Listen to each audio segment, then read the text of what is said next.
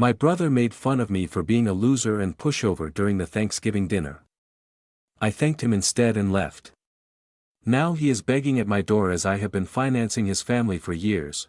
Luke, 28M, has always been overlooked by my family in front of Ethan, 31M, my elder brother. And I have never stood against it. But now things were going to change. Thanksgiving has always been a spectacle in our family, a chaotic blend of overcooked turkey, burnt cranberry sauce, and the kind of small talk that's more about filling silence than meaningful conversation. But this Thanksgiving? It was different. I wasn't expecting much. Just the usual routine: arrive early, help set the table, smile politely at the distant relatives whose names I barely remember, and try not to get caught in the crossfire of family drama. But Ethan? He had other plans. We were sitting around the long, oak dining table, plates stacked with food, laughter echoing off the walls like it was part of the tradition. The wine was flowing, the mood light, until Ethan leaned back in his chair, stretched his arms out like he owned the place, and grinned at me with that smug, I'm about to say something hilarious look. You know, he started, his voice carrying easily across the table, Luke's really got it all figured out. No family, no responsibilities, just living the dream, being a loser and a pushover. I mean, who needs ambition when you've got? Well, whatever it is Luke does all day. The room exploded with laughter. Aunt Marge snorted into her glass of wine. Cousin Jenna giggled, nearly choking on her mashed potatoes.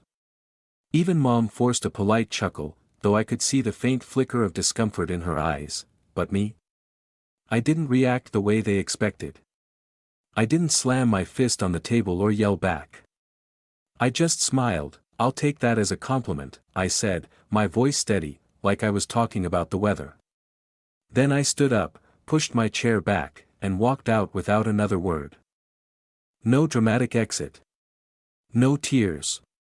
Just silence. I didn't look back. This wasn't the first time I'd been invisible to them. It was just the most public. Growing up, I was always the quiet one, the kid who didn't speak unless spoken to, the one who faded into the background at family gatherings. While Ethan was the golden boy, the one with charm, confidence, and a knack for getting what he wanted, I was the afterthought. There was the time I won a school award in 6th grade. I thought maybe this time, they'd notice me. But when I brought it up at Thanksgiving dinner, Dad just nodded, distracted by the football game on TV. Ethan, of course, joked, "What's next, Luke? A gold star for participation?" The table burst into laughter again. And I smiled, because what else was I supposed to do, or the time I saved up my first paycheck to buy Mom a birthday gift. I thought it was thoughtful, something meaningful. But when I gave it to her, she glanced at it and said, "Oh, that's sweet, but you really didn't have to. Ethan's been doing so much more lately." I didn't say anything. I just nodded, pretending the sting wasn't there. I was used to it. The laughter, the dismissive glances, the way my achievements were always overshadowed by Ethan's antics. But Thanksgiving 2023? That was the day I realized I was done being the invisible one. After I left the table that night, I didn't go far. I just stood outside on the porch. The cool air biting at my skin, trying to collect the pieces of myself that felt like they'd been shattered into invisible shards. The silence inside the house was deafening, punctuated only by the distant clatter of dishes and the muffled sounds of laughter, their laughter. I wondered if anyone even noticed I'd left. I didn't go back inside. Instead, I drove home in the dark, the radio playing soft jazz that felt ironically fitting. It was the kind of silence that settles over you when you've been pretending everything's fine for so long that you start to believe it. But this time, I didn't want to pretend. Growing up in our family, I always felt like I was a background character in a story I wasn't part of. There were roles you were expected to play. Ethan was the golden boy, the one with the charm, confidence, and a knack for getting what he wanted. I was the afterthought. Mom and Dad had their favorite, Ethan. Not because they loved me any less, but because he was louder, flashier, and easier to be proud of. I was the quiet one, the one who didn't cause trouble, who didn't need attention. But what they didn't realize was that I didn't want to be invisible. I just didn't know how to be anything else. At family gatherings, I was always the one sitting quietly in the corner, pretending to be okay while the world spun around me. Aunt Marge would talk about her latest vacation, Uncle Joe would brag about his new job, and Ethan? He was the star of every story, the hero of every tale. I remember the Christmas when I was 15. Everyone was exchanging gifts, laughing, and chatting about their plans for the new year. I sat there, hoping maybe this time, someone would notice me. Maybe someone would give me a gift that wasn't just here, we got you something because we felt obligated. But no, Ethan got the latest gaming console, a brand new phone, and a gift card to his favorite store. I got a pair of socks and a half-hearted "oh, we thought you'd like these." It wasn't just the gifts. It was the way they acted like I wasn't even there, so when Ethan made his joke that night, it wasn't the first time. It was just the loudest. I didn't react the way they expected. I didn't slam my fist on the table or yell back. I just smiled. "I'll take that as a compliment," I said, my voice steady, like I was talking about the weather. Then I stood up, pushed my chair back, and walked out without another word. No dramatic exit. No tears. Just silence. I didn't look back. The next morning, I stared at my phone, scrolling through messages I'd sent to Ethan over the years, offers of help, financial support, advice that always seemed to fall on deaf ears. I'd been the good brother, the reliable one. The guy who showed up when it mattered, but what did I get in return? A punchline. I thought about all the ways I'd supported him, paying his rent when he was between jobs, covering his car payments when his business ventures flopped, and even helping with his kids' school fees when he claimed he couldn't afford it. I'd been his safety net, the guy who always said yes, even when it hurt, but that night, something shifted. I realized I wasn't just tired of being the butt of his jokes. I was tired of being used, so, I made a decision. I picked up my phone and sent him a message. "I'm done, Ethan. No more financial help. You're an adult. Time to figure it out on your own." I didn't expect a reply, but I got one. "LOL, what's the matter, little bro? Can't handle a joke? Don't worry, I'll be fine without your handouts. You're just bitter because you know I've got more going for me than you ever will." I stared at the screen, my jaw clenched. The words were sharp, but they weren't new. They were just another version of the same insult he'd been throwing around for years, but this time, it wasn't funny. I put the phone down, feeling a strange mix of relief and emptiness.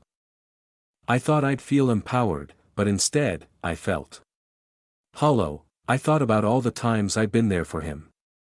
All the sacrifices I made, the late-night calls where I pretended to be his cheerleader while my own dreams gathered dust. I remembered the time he needed help with his rent, and I gave him my last paycheck. He'd promised to pay me back, but he never did. When I brought it up, he laughed it off, saying, "What are brothers for if not to help each other out?" Or the time I skipped my own birthday dinner because he said his family needed me more. I didn't mind. I was used to being the invisible one. But this time, I realized I'd been invisible to myself too. For days, I didn't hear from him. No texts. No calls. No random just checking in nonsense. And honestly, it felt good. The weight I didn't realize I'd been carrying lifted, just a little, but then, the call started. It started subtly, just a single missed call from an unknown number. I ignored it, thinking maybe it was a telemarketer or some random scam. But then another call came. Then another. By the fifth call, I knew exactly who it was. "Ethan." I stared at the screen, debating whether to answer. Part of me wanted to let it go straight to voicemail. After all, I'd made it clear I was done. No more financial help. No more games. No more pretending, but curiosity got the better of me. I answered, "Hello." Silence. Just heavy breathing on the other end. "Ethan," I snapped, my voice sharp. "What do you want?" His voice finally broke through, laced with desperation. "Luke. I need your help." I laughed bitterly, the sound hollow and empty. "Help? After the way you treated me?" After the Thanksgiving dinner. You've got a pretty weird idea of help, Ethan. I'm serious, man. I'm not doing well. The bills are piling up, and I cut him off. You think I care? The words felt like daggers. You've had my help for years. I paid your rent, covered your car payments, helped with your kids' school fees, and how did you repay me? By making me the butt of every joke in front of our family. There was a long pause. Then he muttered, I didn't mean it like that. No, you meant it exactly like that, I snapped. You've always meant it like that. I hung up, but he didn't stop. The next day, I received 10 calls. The day after, 15. By the end of the week, it was impossible to ignore. My phone buzzed constantly, each call a reminder of the past I was trying to leave behind. I started blocking the numbers, but he found ways to call me from different ones. Luke, please. I'm in a bad place. I'm not asking for much, just a little help. I thought you'd be the one to understand. I'm sorry, okay? I was wrong. Just this once. I didn't respond. I couldn't. The messages grew more desperate, more angry. You're just like everyone else. You think you're better than me now? I guess I was right. You were always a pushover. Just a coward hiding behind his pride. But the truth was, I wasn't hiding. I was finally standing up. What hurt more than Ethan's calls was the silence from the rest of the family. No one asked if I was okay. No one reached out to see how I was doing. They were too busy laughing at Thanksgiving dinner. Too busy pretending like nothing mattered. I thought about calling them, about explaining why I'd cut Ethan off. But what was the point? They just sighed with him. They always did. I remembered the time I was supposed to be the best man at my cousin's wedding. I'd been excited, proud even. But then, Ethan swooped in, charming everyone, and suddenly, I was just a guest. No speech. No recognition. Just. There, that's what I'd always been to them, there, but not anymore. One night, as I sat in my dimly lit apartment, scrolling through the endless calls and messages, I felt a wave of rage wash over me. I picked up my phone and called Ethan. He answered almost immediately, Luke. His voice was too loud. Too desperate. Cut the crap, Ethan, I growled. I'm done with you. Done with your calls. Done with your lies. You're not my brother anymore. You're just a guy who used to be part of my life. There was a pause. Is that what you really think? He whispered, his voice cracking. Yeah, I replied. That's exactly what I think. I hung up. After that, he didn't call again, and for the first time in years, I felt something I hadn't felt in a long time. Peace. No more drama. No more guilt. No more being the punchline, just me. The calls from Ethan eventually stopped, but the silence that followed was deafening in its own way. It wasn't just the absence of his voice, it was the absence of anything real. No one from the family reached out, not even Mom, but that didn't last long. It started with a text message. Hey, Luke. Just wanted to check in. How are you doing? You know, your brother's been really struggling, and he misses you. I stared at the message, my thumb hovering over the screen. I'd blocked Ethan's number, but Mom's? That was different. She was the one person I'd always hoped would see me, not just as her son but as someone who mattered beyond the jokes and the dismissive glances. I didn't respond. But she didn't stop. The next day, I got a call. Luke, why haven't you answered me? Mom's voice was soft but persistent, tinged with guilt. I know things have been tense, but your brother really needs you. He's not doing well, and I don't know. He's just been really down. I clenched my jaw. My heart felt like it was being squeezed, but not in the way that meant I cared. It was frustration, disappointment, and something else, maybe even a little bit of anger. Mom, I said, trying to keep my voice steady, I'm not the one who needs to be checked in on. I've been the one who's been invisible for years. Remember Thanksgiving? Or the countless times I helped Ethan while he laughed at me. She sighed, a tired, defeated sound. I know. But family is family, Luke. Don't you want to be there for him? I took a deep breath, fighting the urge to scream. Family? The same family that laughed at me? The same family that always picked Ethan's side? There was silence on the other end. Luke, I'm not trying to make you feel guilty, but I wasn't feeling guilty. I was feeling done. I'm not coming back, I said quietly, my voice colder than I'd intended. I'm done being the invisible one, Mom. I'm done being the joke. I'm done being used. I hung up. The next few days were a blur. Calls from Mom kept coming. Texts filled with guilt-tripping messages. Luke, please. Just talk to me. You're being stubborn. This isn't who you are. I know you're hurt, but don't let that ruin what we have. But here's the thing, I was hurt. I was hurt because I'd spent years being the person everyone relied on, the one who held everyone up, only to be discarded like an old chair when I wasn't useful anymore. I thought about all the times Mom had said, "You're the good one, Luke. You're the one with the heart." But where was that heart when I needed it the most? One evening, after ignoring her calls all day, my phone rang again. I didn't even check the number. I just answered. Luke, Mom's voice was shaky, like she'd been crying. I'm sorry. I know I messed up. I just don't want to lose you too. I sat there in silence, feeling a knot tighten in my chest, but this wasn't about guilt. It wasn't about fixing things.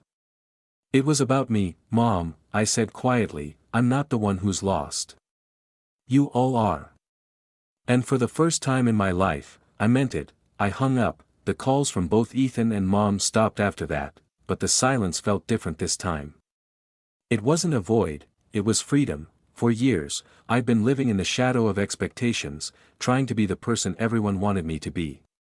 But now I was just me, and that was enough. It was a regular Wednesday when I saw it. I was scrolling through my feed, absent-mindedly sipping my coffee, when a post caught my eye. It was from Ethan. Funny how some people think they're better than others just because they help out. But when you stop, they're the first ones to disappear. Guess that's what happens when you're just a pushover. #FamilyFirst #lessons learned. I stared at the screen, my heart pounding. It wasn't just a post, it was a message. A passive-aggressive, indirect jab at me. I wasn't surprised. Not really, but it still stung. The post didn't stay hidden. Within hours, it had hundreds of likes, comments, and shares. Some people were laughing, others chimed in with their own funny stories about the pushover cousin or the guy who thought he was better than everyone else. But what hit the hardest was the comments section. People I'd grown up with, family members I'd spent countless holidays with, all joining in. I was the punchline of another joke, but this time, I didn't laugh. I could have ignored it. I could have pretended it didn't hurt, but this wasn't just about Ethan anymore. It was about standing up for myself. I took a deep breath, crafted a reply, and hit post. It's funny how easy it is to throw stones when you're behind a screen. But here's a thought, if you have to tear someone down to feel better about yourself, maybe you're the one who's actually lost. I didn't tag anyone. I didn't call anyone out directly, but the message was clear. The comments flooded in. Some people defended me, saying things like, "Wow, that's really uncalled for," or "Luke's always been the one who helped out.